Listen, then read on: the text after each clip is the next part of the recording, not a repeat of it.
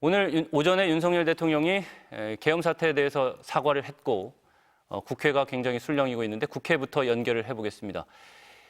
이문현 기자, 2시 반부터 국민의힘이 의원총회를 연다고 알고 있는데 국회 좀 분위기가 달라진 게 있습니까?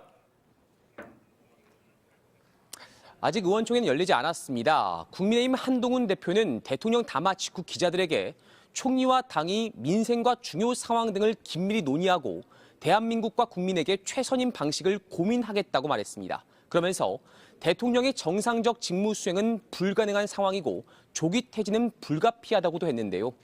하지만 대통령이 직무집행 정지가 필요하다고 느끼면서도 탄핵만은 안 되는 거냐라는 취재진 질문에는 제가 충분히 말씀드렸다면서 답변을 피했습니다. 이후 한 대표는 곧장 삼청동으로 이동해 한덕수 국무총리를 만났는데요. 회동 이후 한 대표는 민생 경제와 국정 상황에 대해 총리께서 더 안정되게 챙겨주셔서 국민들이 불안하지 않게 해달라는 말씀을 서로 나눴다고 밝혔습니다.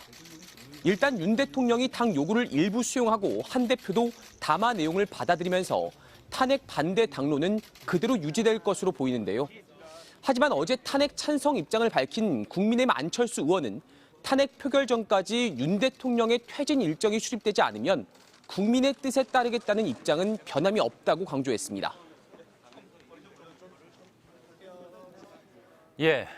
야당의 분위기는 어떻습니까?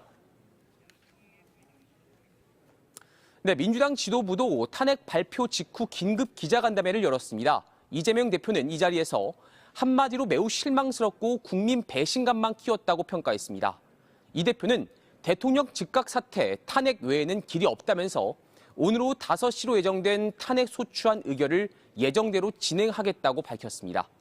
또 윤 대통령과 여당이 사실상 야합한 것으로 보인다며 윤 대통령에 대한 탄핵 소추안을 거듭 반복해서 추진하겠다고도 예고했습니다.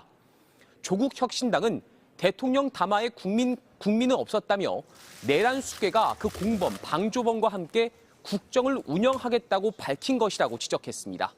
또 대통령 호칭을 뺀 채 윤석열의 절박한 비명이자 대국민 사기 발언이라고 비판했습니다. 국회는 오늘 오후 5시 본회의를 열고 먼저 김건희 여사 특검법에 대한 재표결을 진행한 뒤 이후 윤 대통령 탄핵안에 대한 표결을 진행합니다. 탄핵안 의결은 국민의힘에서 8명 이상의 이탈표가 나오는지에 달렸는데 윤 대통령의 대국민 담화를 여당 의원들이 어떻게 받아들이는지가 막판 변수입니다. 지금까지 국회에서 전해드렸습니다.